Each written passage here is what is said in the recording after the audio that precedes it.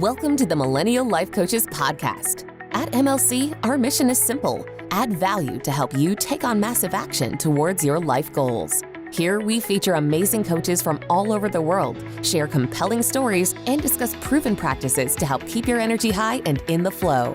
Learn more about MLC at millenniallifecoaches.com. Hello, everyone, and welcome back to the podcast. Today's episode is a little bit different to our usual. This is a special bonus session taken from our recent Coaches and Tech Empowerment Summit hosted by Millennial Life Coaches. This conversation is from our Women's Burnout Prevention panel, where I had the opportunity to sit down with 4 incredible coaches to talk openly about something that really doesn't get enough honest conversation in our industry: burnout, sustainability, and what it really takes to build a coaching business that supports your life and not just your work. In this discussion, we explore everything from the pressure to constantly grow and show up online, to boundaries, business models, and how we can take care of ourselves while holding space for others.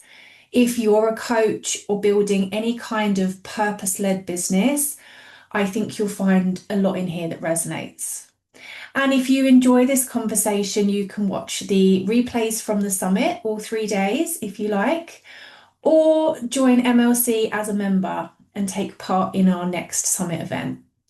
All the links will be below this video or in the show notes of the episode. So with that, let's get started. So far in the summit, we've been hearing from individual speakers, duos, sharing their expertise, but this next session is going to be a little different. We're going to have a panel conversation. So I'm going to be bringing together some MLC expert coaches to explore an issue that many entrepreneurs and coaches face at some point in their journey: burnout. And we build coaching businesses that are truly sustainable. That is the goal. Nobody wants to burn out. We probably all will or have at some point, but it's getting back to a truly sustainable business that is going to support us for the long term. So if you are joining us live, feel free to share in the chat any of your questions. I've got questions I want to ask our panelists, but do enter into the chat any questions that you have for anyone specifically or generally, and we will include that in the discussion. In just a moment, I'll introduce all of our panelists, and lovely, everyone is here, and we will begin the conversation. Today's panel is about something that almost every coach and entrepreneur experience at some point, but not nearly enough of us talk about openly: burnout, sustainability, and how we protect our energy while building meaningful work. Many of us entered coaching because we care very deeply about helping others, but that same passion that drives us can also make it easy to overextend ourselves emotionally, mentally, and even physically. There's also been a narrative that many of us grew up hearing: do what you love and you'll never work a day in your life. I don't know how much that contributes to the burnout that we feel. While passion is powerful, the reality is that building a business and supporting clients and navigating an online industry can be really, really demanding. So today we're exploring what it looks like to build a coaching career that is impactful without being exhausting. So let's introduce our panelists. Oh, lovely. I can see you all now. Wonderful. I've got all 4 of you with us. First of all, we have Monique.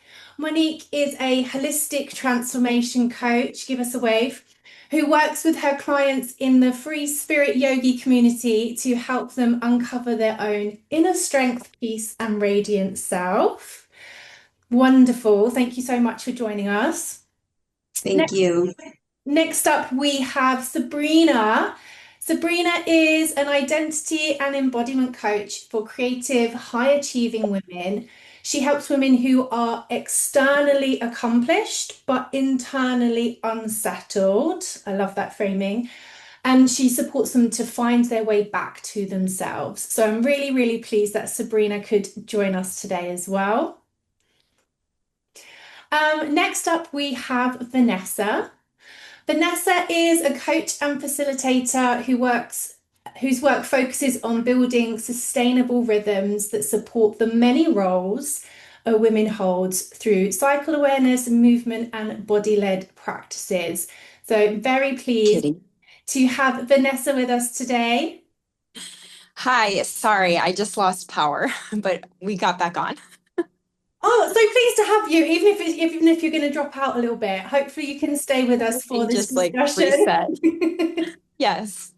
So I missed that whole introduction as soon as you said my name, but hi, thank you for having me. No problem, no problem.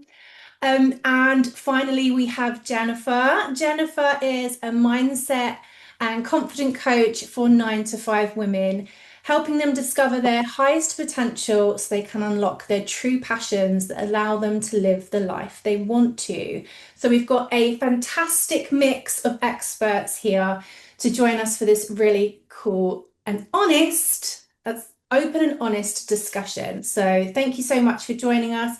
And do make sure you put your questions in the chat for our panelists. So I'm going to kick us off with our first question. Okay, so millennials were sold the idea that if you do what you love, you'll never work a day in your life. How has this narrative affected you personally? And where does that belief stand for you now? I would love to come to Monique first and hear your take on this. Yeah, this is kind of like the motto that I live by. As soon as I was able to start to make decisions for myself and start to live the life that I wanted, that's the first thing that came to mind was I never want to work a day in my life. So what do I love? And I decided that was how I was going to continue after I turned 18. And I would say it's true. You know, when you do what you love, you're not working, you're creating, you're connecting, you are inspiring. And today it's still very true to my heart. So I definitely am a big believer in this saying, and I think that everyone should strive towards it or at least get as close as they can. And one day it will turn over to where it will be the truth. But yeah, it's definitely something that I've lived by. Wonderful. Thank you. Sabrina, do you feel the same way? I do, definitely. Thank you, Monique, for sharing. However, I will add that for me, it's important to also be realistic and to give yourself permission to change what you love.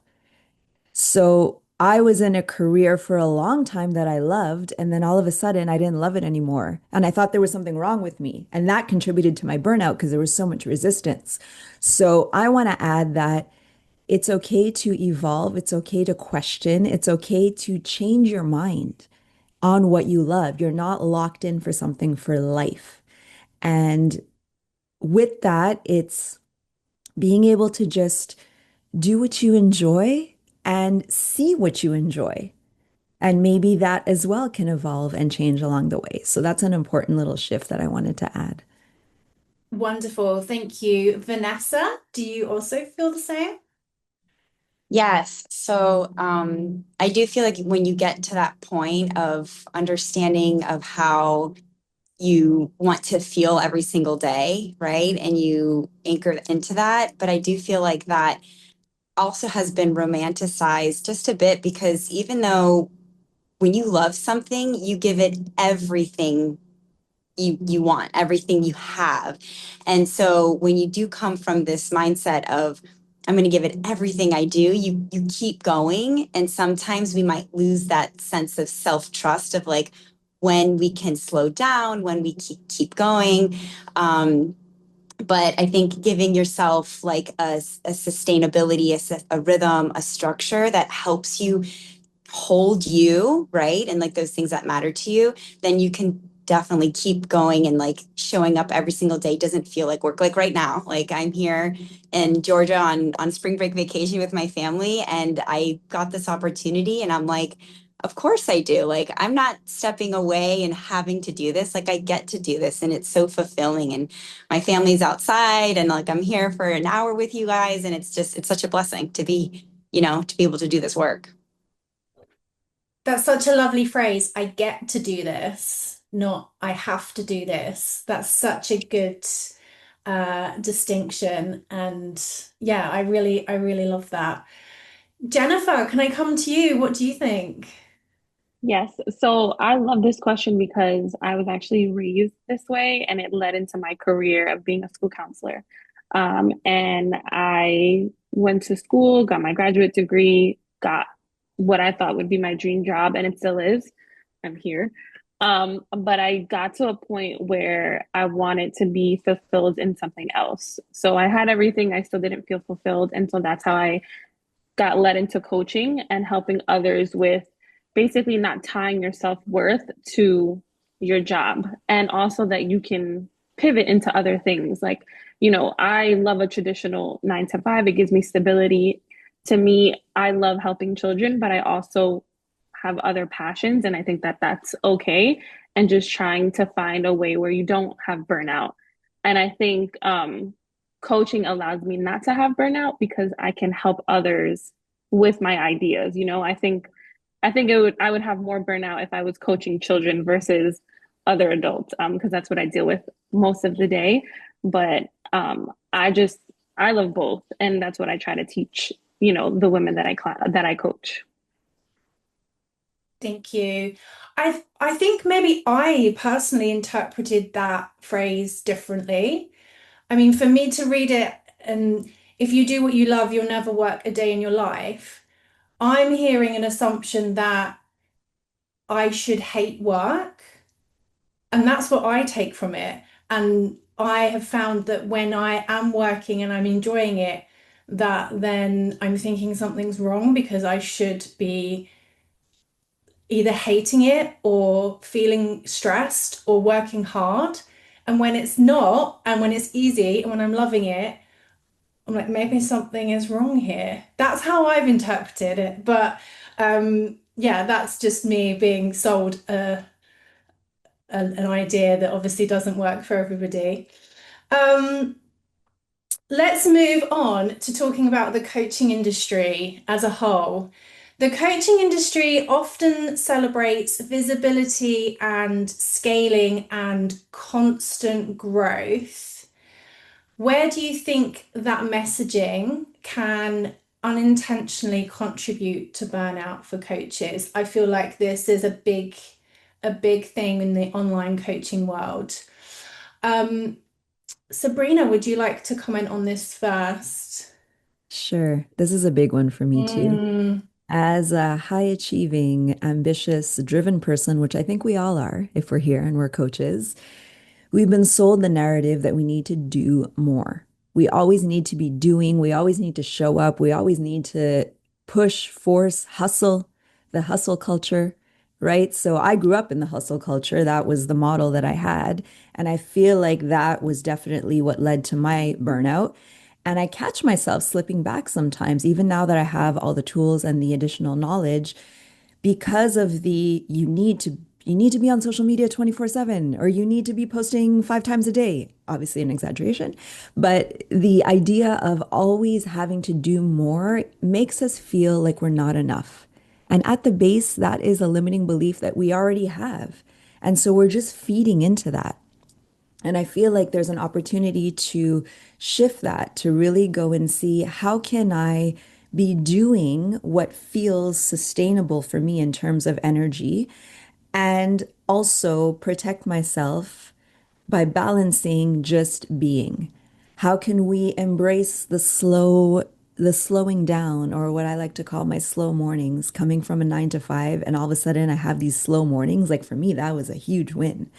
Being able to like wake up with no alarm and just like ease through my day instead of rushing and hustling. So it's like, where are those moments in your day where you can find that slowness, that really part of you that can just embrace being instead of feeling like do more, do more, do more. Now, this is definitely a challenge because I'm still struggling with it, but I think it's definitely worth talking about and worth working through because if we continue to do more or believe that we need to do more, that is definitely what will lead to burnout, in my opinion.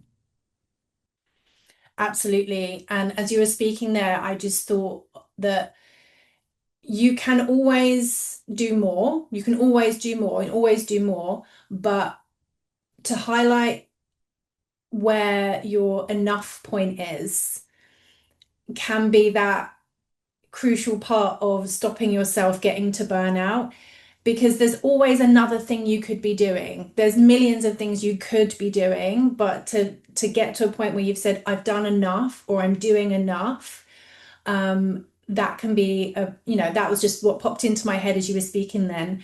That might be something that can help you before you get to a burnout stage. I'd be interested to hear, Jennifer, what your opinion is on what we've discussed about the coaching industry, because your demands are slightly different to maybe some of our other coaches.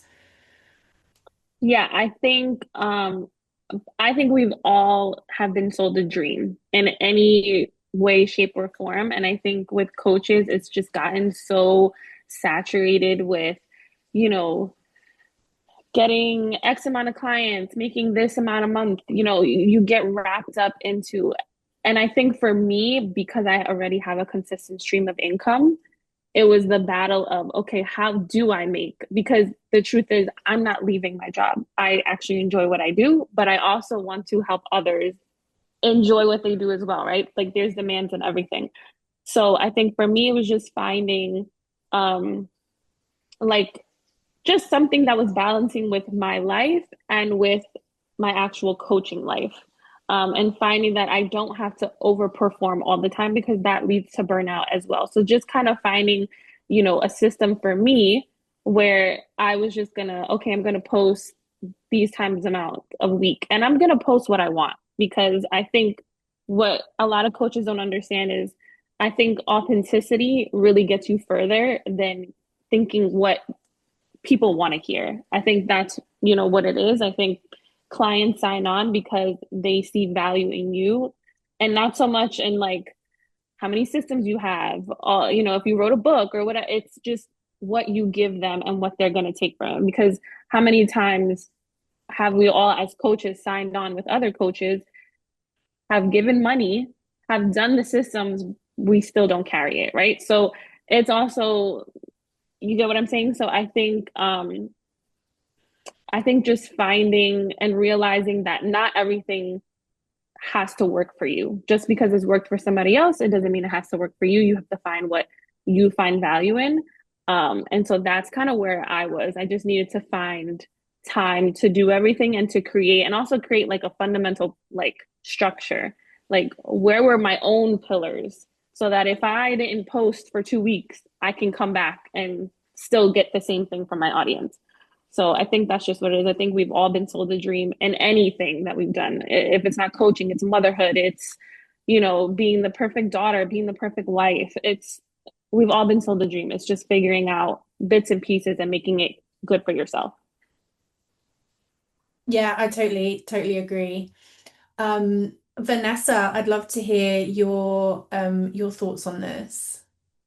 Yeah, I relate a lot to what Jennifer said, actually just a mix of both because, the industry teaches us a lot about like visibility and scaling and having the next goal. But what a lot of it misses is like how to sustain you in your real life and the real parts of you in that scaling and visibility. And because there's so much information overload and there's free resources and like you look at one person and then you start the algorithm start shoving more in your face. It's really hard unless you're aware and you kind of have again, like your systems and your structures, then it's hard to filter out all that noise. It's easy to consume it. And then you kind of lose your own voice. and I know because we've all, or I've experienced that myself. And I think that's why we all become who we are in our industry, because we've experienced everything that someone else has gone through. So we're able to help them. And no matter which niche you are, at some point, something overlaps, right? And so, you follow like someone else's framework, someone else's system, someone else's this, and you're like, okay, like if I follow their rules, I'm going to be able to get and achieve exactly that. Whereas it's like, okay, let me understand how they do it, and then let me anchor back into me and see how this works for me and mold it into myself. So, or like, make it adaptable for my life, my coaching, the way you want your rhythm of your daily rhythm to look like, and see how that can match you and reach your goals and your sustainability. Because we do so much and we're so conditioned to just keep going and follow the next step and do the same rule and everybody achieves the same, where it's like, okay, so now you have something to look at as a reference, as a tool, and then you get to make it, put your creative input into it, so that way you stay true to yourself and your authenticity. Yeah, it's a really good point. Let me come to you, Monique, and share your thoughts on this. Yeah, I think what happens is a lot of us see the end result. And we get so wrapped up in it that we're just like, we want that, right? We're like, this person is like doing $10,000 days. They are flying to Dubai. They're doing this, they're doing that. And we just get so enthralled in that like vision that we're thinking like the only way to accomplish it is to, grind ourselves to the ground. And we don't take into consideration that maybe this person did have to put in like, a few 24 hours. Maybe this person did work towards this for like the last 10 years. So I think that the burnout comes from just wanting that immediate result. And we have to give ourselves grace to learn and to put in the time and to really understand who we are and what it is that we're giving to the world. So, I think that's where like this hustle culture comes from, because we just see it and we're just like, oh, well, they must have just, put in all this work and they just all of a sudden became this, amazing coach overnight. And we have to go back to, who we are and really seeing our vision through and understanding the steps that it takes to get there and to give ourselves the time to get there. So yeah, it's definitely ingrained, I think, in our culture to hustle, hustle, hustle, to work as hard as you can. And it needs to be changed to understanding your mission, understanding what you want to say to the world, understanding your limits, understanding where you need support. Because let me tell you, a lot of folks, as much as they like to say, like, I did this amazing thing, they had so much support. So, really understanding like all of those things, putting it all together and understanding your truth, understanding your power, that's where we could really make the change. So I really and I really want people to explore that rather than thinking like they have to burn themselves out and really put in, 24-hour days. Maybe once in a while, if it's something you really find the flow in and you find that passion, then yeah, go for it, because that's where your genius is. That's when your genius is coming out.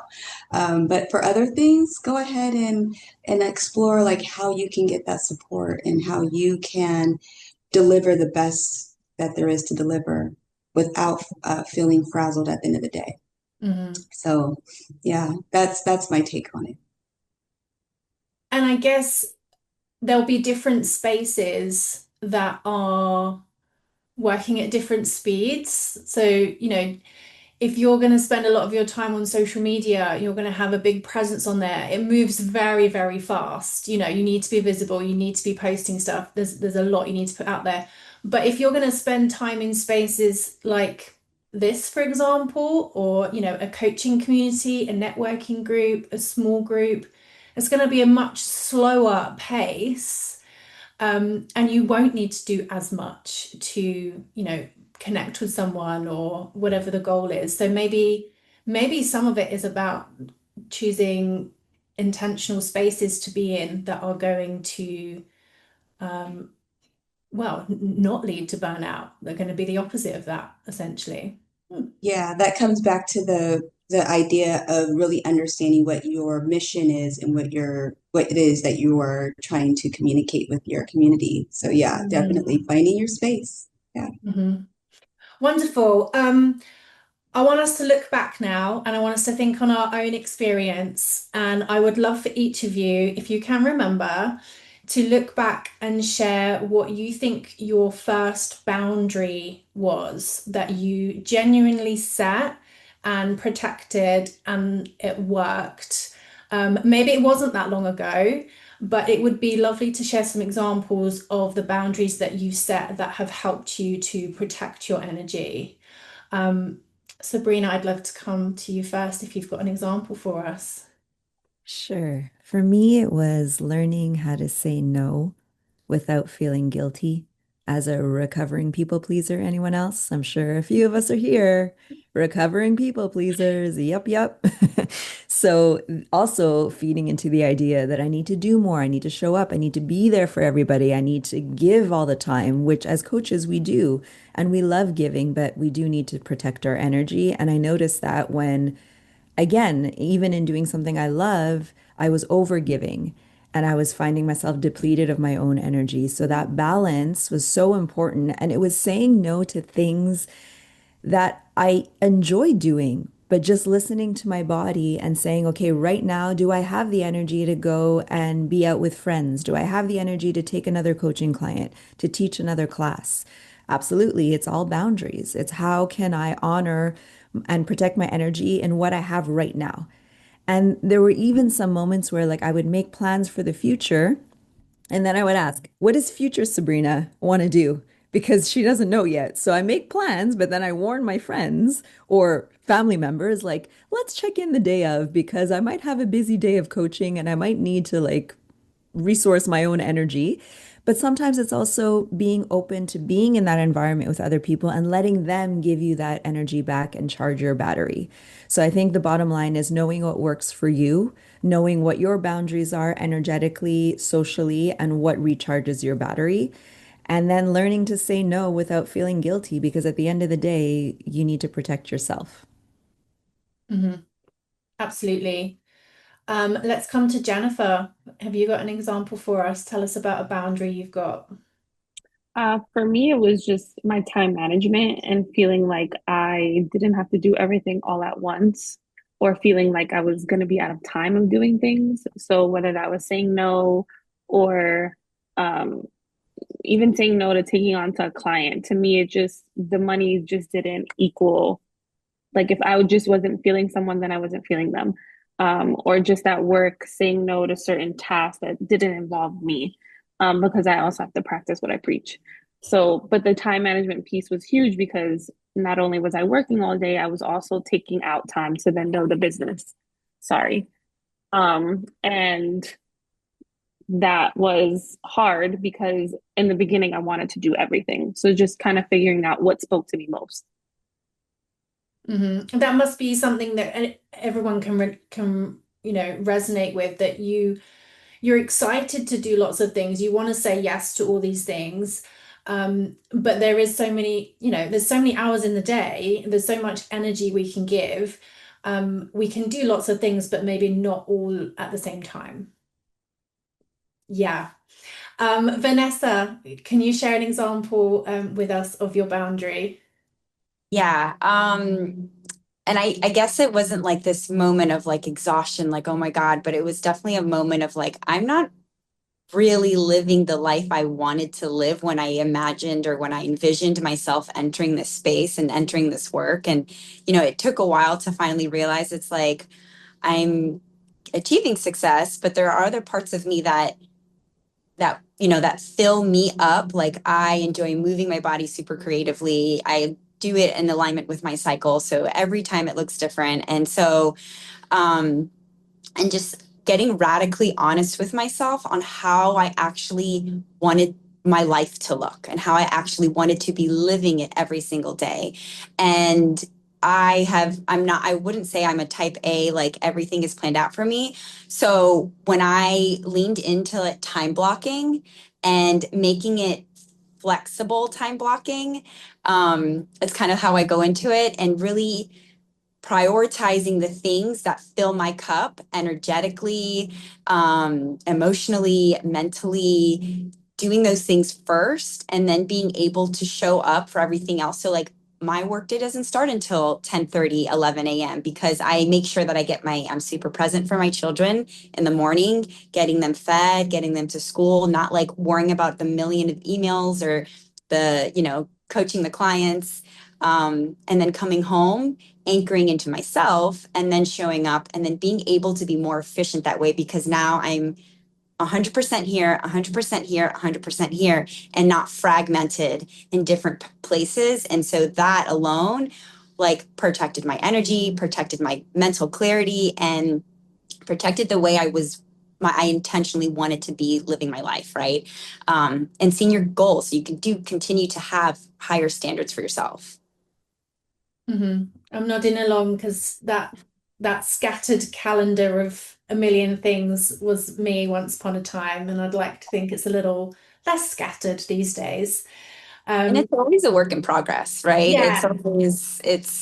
It's never perfect, said and done, and then you're like, okay, now I get to just kind of like live this life. It's like, no, it shifts and changes, and life throws curveballs at you. And so, but it's catching it, being aware of it, shifting it, zooming out of your own life to say, okay, where can things be rearranged?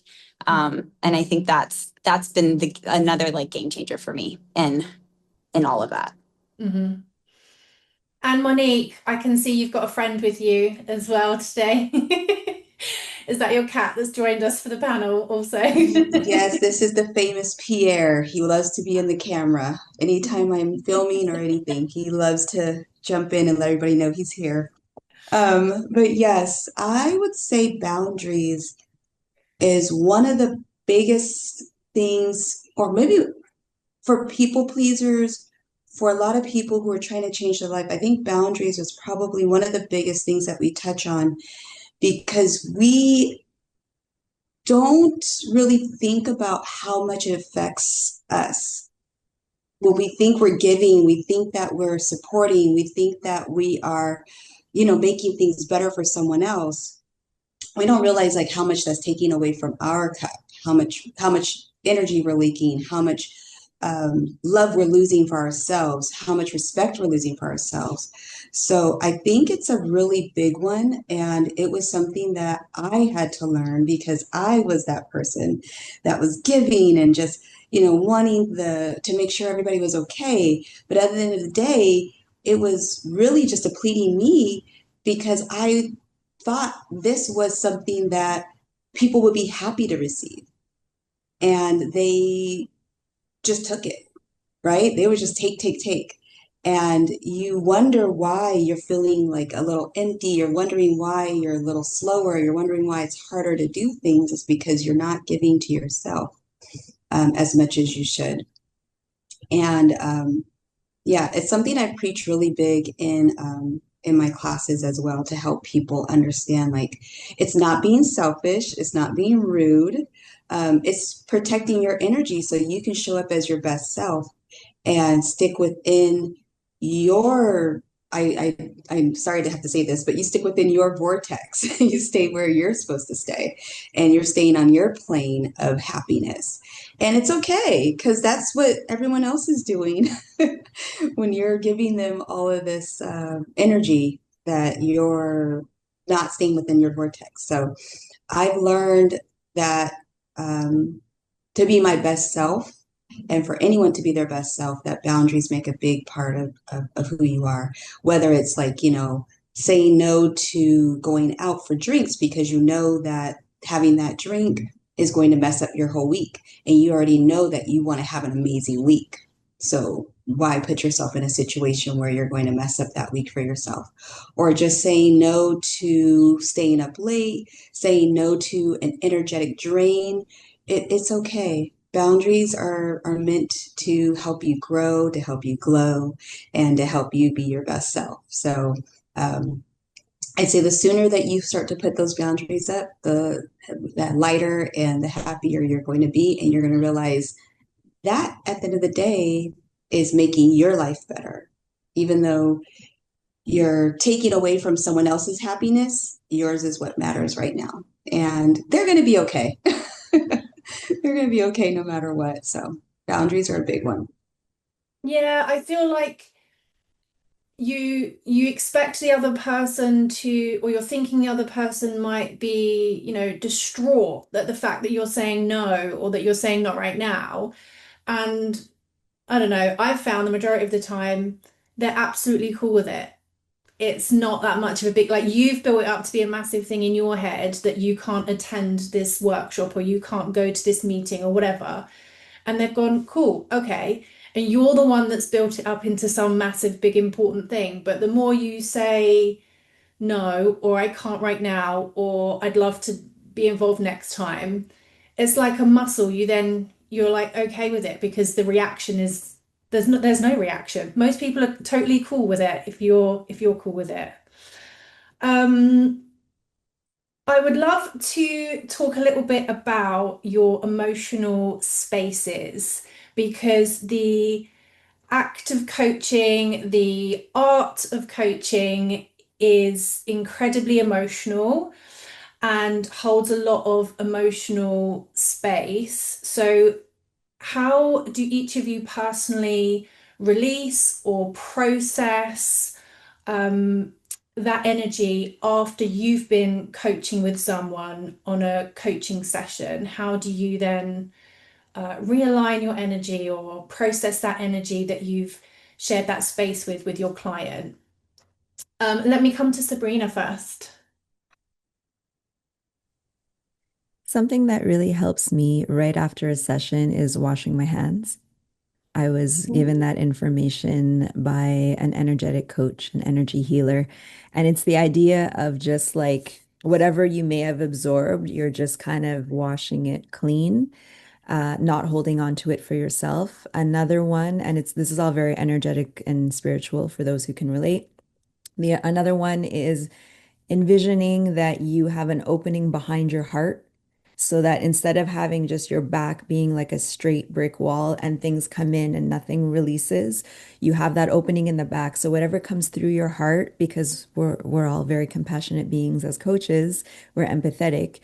We absorb, but then we release. We don't have to hold on to it. So it's just envisioning that energy moving through you. And another one too is moving your body. I'm a dancer, so I just allow myself to release whatever, not even consciously. I just use dance as a form of release. So hopefully this helps for some people. But definitely, we need to protect our emotions and our energy. And I think it's over practice too. Like as you get experience in coaching, there are ways that you don't have to take everything personally. In the beginning, it's like you want to help and you care so much. But after a while, you start to just organically filter those emotions and you're able to still hold space and show up for others, but you don't take it personally. You're able to end the session and then the emotions go with that session time frame and you can move on with your day, which is such an important shift just to protect ourselves so we can continue to show up for others. I really like that tip of washing your hands as a real physical like cleansing before you then move into another session or the next task of your day. I love that. Jennifer, do you have anything that you do to kind of release that energy or move on from a coaching session? So I don't think I've ever had any issues from moving on from a session. I think for me, it was always the doubt of how I'm going to hold space in a session or saying the right things or being able to give the person, the right tools. So for me, it's always starting off where I just give myself, 10 minutes prior to a call and just kind of review and see where I'm feeling and releasing any of those doubts and just leading the call more with my heart kind of like what Sabrina said, and just understanding that I'm just holding space for someone and I'm just letting them talk it out, and giving them whatever comes to mind for me instead of looking for that perfect answer to give them. Because we're both going through a process together as, coach and client. But it was always the doubt of like, are they looking for the perfect answer from me? And so that's just something I had to get over prior to calls. No, that's a really good point. And if you're quite early on in your coaching journey, you're gonna have those doubts potentially before you start your session. But I can see in the comments here, Melissa's put an ICF master coach said in a young professionals group session that early in coaching, you're in grow mode. Further on, you're in flow mode, which is a nice way of putting it. Yeah, and she just commented that Sabrina, you practice moving towards flow mode with your energy. Yeah, which is exactly what Sabrina said there. Amazing. Okay, let's come to you, Vanessa. Yeah, I step outside between sessions. Fortunate I live in Florida, so we have relatively good weather year round. So I'm always like barefoot, sunshine, and then just like shaking the body, especially if there's a lot of emotion going with a session, or just like Jennifer said, like before, just that pre-energy grounding, anchoring, like you're that channel, you're the person that's like kind of processing with them. And yeah, I think that's always my biggest one. Like I have been on a 2-hour call and I will go outside right after and I lay down on the grass and I just let the sun just kind of like, just, beat all over me. And I'm just like, okay, like it's just like that natural filter, that natural moving, and then just moving my body, because we hold so much, even though we don't know, even though we might feel like we're okay, like you're holding so much space for your clients. And so literally like shaking it off, and in the sunshine, barefoot. I'm always barefoot, but yes, that's definitely a big one. That's definitely helps just kind of feel clear, grounded, and ready for the next.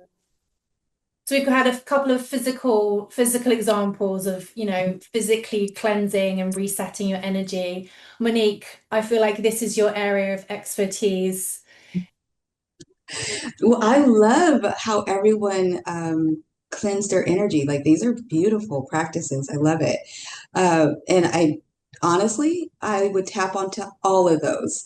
Those are probably like every one of those are something I would do, except for the hand washing. That's a very unique one. So that I will add to my practice. But being that I am a holistic transformation and I use yoga and meditation, those are the practices I go back to because they've helped me so much to develop my inner strength and my resilience. And being an empath, it's really helped me to not take on everyone's emotions, because that was something that I really, really struggled with for a while, being such an empath. And hearing stories, understanding people's struggles, like literally feeling my body in their situation and really feeling what it was they were feeling. I really had a hard time with that. And once I started incorporating yoga into more of my lifestyle and to theirs, and meditation, it's really helped me like be able to filter those things out and give it back to the universe, or give it to the ground, give it to the earth, and really feel light afterwards, and reminding myself that my service is not to take on someone's burden, but my service is to help them expand and become more of who they want to truly become. And yes, part of the job is absorbing that energy and being an anchor and a catalyst for them. But at the same time, we have to remind ourselves that that's not our place to hold on to it and to let it, become part of us. So yeah, the sunshine, going for walks, exercise, dancing, cooking, all these things can help you to release that. So I love everyone's take on it. It's beautiful. So a little bit of that and a little bit of of my yoga as well. Wonderful. I'd love for each of you to share with us maybe an opportunity or a collaboration or something maybe in your coaching business model, maybe an income stream or some part of your business that you have maybe had to let go or remove from your business because it wasn't serving you, it wasn't supporting you, it wasn't aligning with your well-being. There's probably things you've tried and realized are not for you, and you've let them go. Um, could you share those with us? Because they may be sources of stress or frustration or burnout for others. And they might go, oh, I could just not have that in my business. I didn't realize that was an option. Sabrina, is there anything that you have intentionally removed from your business? For me, it was being part of a mastermind. And so as a coach, it's like I would like to be supported by community. It's important. I was replying to comments. We were having a conversation in the chat where it's very important to have support on this journey that can feel so lonely at times as an entrepreneur.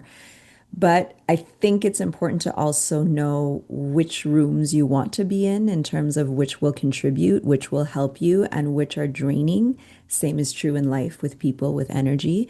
But in the beginning of my journey, I was trying to be part of everything. Let me go into this mastermind. Let me be part of this community. And then I was just spreading myself too thin. And there was a certain mastermind that I realized it just wasn't a fit. How did I know that? I was giving excuses for not showing up to the calls. I think I went once and then I stretched it out over like 2 months. And finally I was like, okay, this is not for me. So any resistance you have or anything that you feel like excuses are coming up, and it's not just the fear of being seen, like it's a different feeling. It's knowing that there's a better use of your time or there's maybe a better room for you. And that's okay. And it's nothing about the people. They were lovely. There was just not a connection for me to feel like, okay, this is worth my time. And we spoke on that earlier. It's like our time is so valuable that we need to be very, very mindful with it and very intentional with it. And so if there are any rooms that you feel that you're like, okay, this is just a waste of my time and energy, then we need to evaluate and put yourself in places that can actually be of service to you. And so that was a huge lesson for me. So did you remove yourself from that mastermind course, I, that I program? did. It was a very friendly mastermind. It wasn't something that I invested in. It was really just someone who I met in an environment similar to this, where like, hey, I have a mastermind. I think you'd be great. Want to join? And I was like, cool, yeah, let me join. And then I Mm. got in there and I was like, I don't like masterminds, or like I don't like this very much. And this was maybe 3 years ago. I will say that right now I am part of another mastermind, and that one fits, and that one feels good. And so it's not necessarily the container of like the mastermind, like that was not the issue for me. It was the timing, the topics, the people in terms of like can I gain from these experiences? So we always want to be in rooms where we can learn from others, where we can relate to each other's journey, where again, it feels like even if you're not investing or you're not, gaining monetary investment from it, at least you can gain some knowledge, you can gain some experience, you can connect with others. Perfect. Let me come to Jennifer. Yeah, I totally agree with Sabrina. I think I realized early on that I didn't have to invest in everything, that because it sounded good doesn't mean it was good for me. I got my certification from someone who I felt so empowered by, and just on the same level that when I found other coaches, when it came to learning how to scale your business or social media marketing, it just didn't feel genuine and it didn't feel right. And I learned very quickly that I didn't have to invest in everything. And also just to not chase the money. I think we get so caught up, and of course, it's a stream of income. So you have to make it work. But make it work in something that's aligned with you in your self values. So I had to learn very quickly that I didn't have to chase everything. That's a good point. And it is a struggle or a balance when it's an income stream, but ultimately you make the right decision for your time and your energy, and there'll be further opportunities to Right. get further clients. Yeah, that's a Right. good point. Vanessa. Yeah, I think we all relate to the group experiences of, entering in this spaces, because I've been part of multiple experiences that is group spaces, and I'm in one right now, but it was same thing.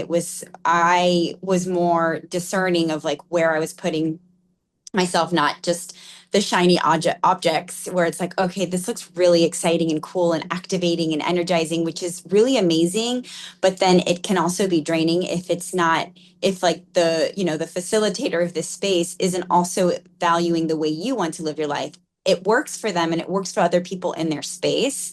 And I realized that for myself. And part of that was even just like the structure of how everybody was running their businesses ended up being very similar. And so when you first asked the question, like initially the first thing came up to me was that constant posting on social media, right? And that constant visibility. And when I had pulled back and I entered into another space that was like, it's quality over quantity. And if your business looks like it's constantly creating content for posting, then how is your energy really being spent for yourself? And I had to reflect on that for myself.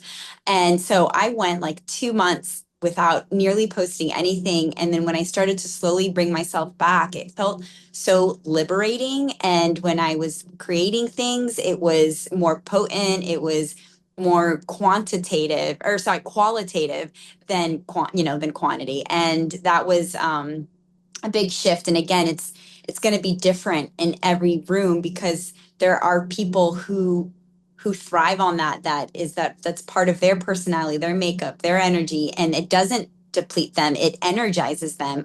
But that might not be for you or for me or for someone else. And just in finding that, and you have to, I think, almost put yourselves in those rooms to realize what you don't want.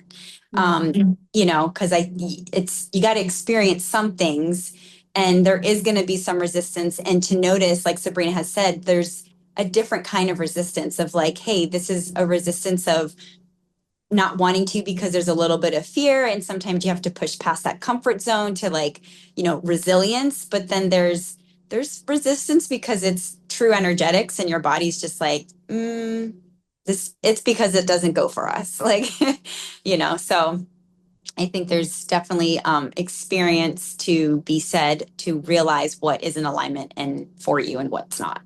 Yeah, I totally agree there. If you can follow the no's from your body, sometimes that's more that gives you a better direction than the yeses in certain circumstances.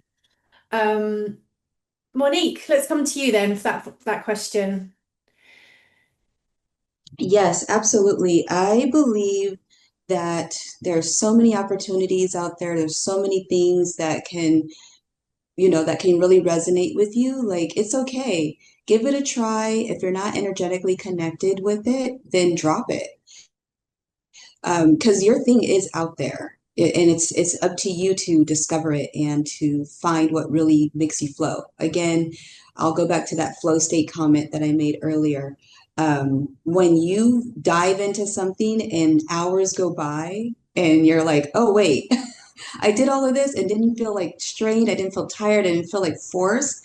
Then dive into that more, right? If it's something that you're really feeling like you're having to beat your head, you're beating your head against a wall, or if you're really like, it's just really draining to you, then it's okay to let it go and move on to something else.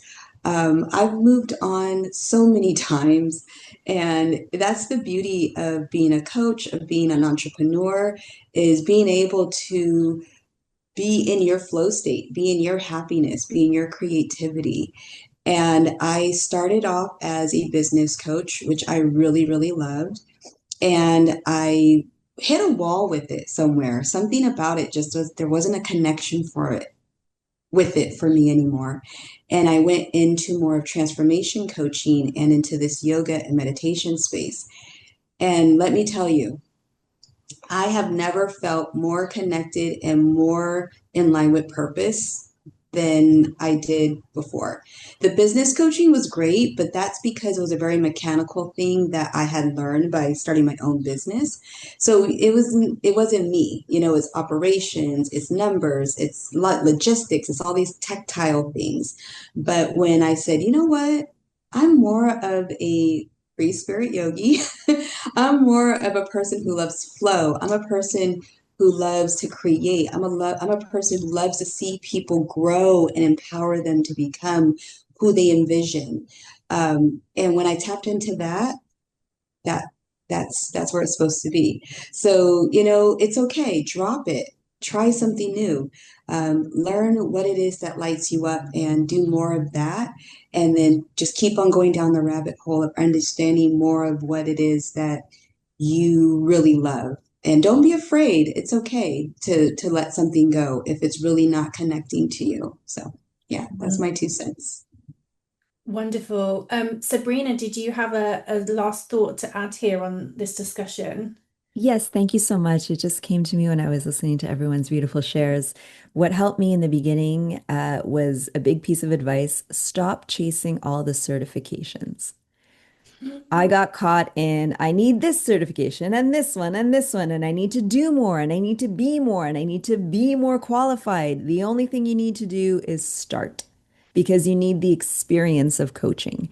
And as you experience coaching, the knowledge will come, the ease will come, the flow will come, the confidence will come. So if you're trapped in the certification cycle, thinking that that's what's going to bring you the confidence and the courage to start, you're going to just keep going in that loop. So my best advice is just start. And what a phrase to end on, just to start. That just completely sums it up. I would love to come to each of you and give you your summarize and do some final thoughts. And if you were to speak to the audience, anyone watching, listening, or here with us live, who may be feeling exhausted or feeling close to burnout or feeling overwhelmed, what would you want them to hear right now? Jennifer, let's come to you for your final thoughts. I think it's okay to feel it. I think a lot of people try to not feel things or just to get over it. And I think for me, the best thing is that I need to feel it. I need to understand how this feels and I need to be uncomfortable because that's not where I want to stay. And so I think just really leaning into what I'm feeling, how I'm feeling, and then letting it go, not staying in that space and coming up with ways as to, okay, how did I get here? Let's have a plan and move on. I think when people stay stuck in where they're at, like that's where the burnout tends to stay. And just knowing like this isn't, if it's not working, we need to fix it. And knowing that there are people around you that can help. I think the other thing is um, we don't have to do things alone. I think a lot of people kind of feel like, oh, I need to get over this myself. I need to do this myself. It'll be more powerful if I do it myself. And that's not true. The truth is there's power in numbers and you need people to help you along, your journey and whatever it is. So I think just coming up with a community that helps you, that you learn from, and then always just staying with those feelings and leaning in and then letting go. Mm, yeah, thank you. Yeah, thank you so much for sharing that, Jennifer. Vanessa, let's come to you for your final thoughts and advice. Yeah, I love the phrase like you're like slowing down to speed up, right? So when we have that mindset of like, oh, we're slowing down, everything's going to get behind, I'm behind. Now, if I don't keep going, then everything's just it's not going to work out for me. But like, again, living and being your own embodiment of what you teach is what I had to do for myself. And when I slowed down and I took 2 months off, that ended up turning into almost 3 months. And the first month was really hard, right? Because it's like, oh my God, it's like a system reboot. And then you slowly start kind of stacking the things that matter to you and how you want it to look like. And again, I'll say like zoom out a lot because I think that really helps to envision and like the bigger picture of how you want to be embodying and walking in your daily life. So you're not slowing down to stop and to start over. You're slowing down to get clear and grounded and anchored. So when you're finally getting the momentum again, right? It's not all of a sudden like the next day you wake up and you're going. It's like it's a progression. And that's how you stay sustainable. And that's how burnout is less likely because now you've created a rhythm that allows you to kind of have this momentum that is true to your energy. So it's like you're not slowing down to stop, are slowing down to gain momentum in a more sustainable way. That's a really good takeaway. Slowing down to speed up. That's a great piece of advice. Monique, can we come to you for your final thoughts and advice? Yes, sorry, Pierre's just, yeah, he's just rolling around. Like, guy, come on. Um, I don't want to sound cheesy or like cliche, but I want people to use my three pillars. All right. So my three pillars are connect, transform, and thrive. And with doing these, it's going to allow you to really understand who you are, where your strength lies, and allowing yourself to just be, not feeling like you have to keep up with the Joneses, not feeling like you're left behind, just really realizing that you have the strength within yourself, you have the vision, you have the power to become, and you can thrive in this new version, this new life that you want to build. So, preventing the burnout really comes down to just you being you and accepting who you are and living in that truth. So that's what I want to leave people on. Thank you. Thank you, Monique. And finally, to Sabrina, final thoughts and advice. Slowing down can be scary, but I want to offer a perspective shift and a reframe. Let's weigh the cost of slowing down versus not slowing down. One is temporary discomfort, the other is burnout. And so you always have a choice. You you can choose which avenue you want to take. And like they say, choose your hard. They're both hard for different reasons. And so I'd love to empower everyone to just reflect on that and choose your hard. Oh, we've had such great advice and great takeaways from all of you today. I really, really want to say thank you to all four of you for being a panelist and sharing your expertise and contributing to a really open, wonderful discussion. So thank you all very, very much for your time and your energy.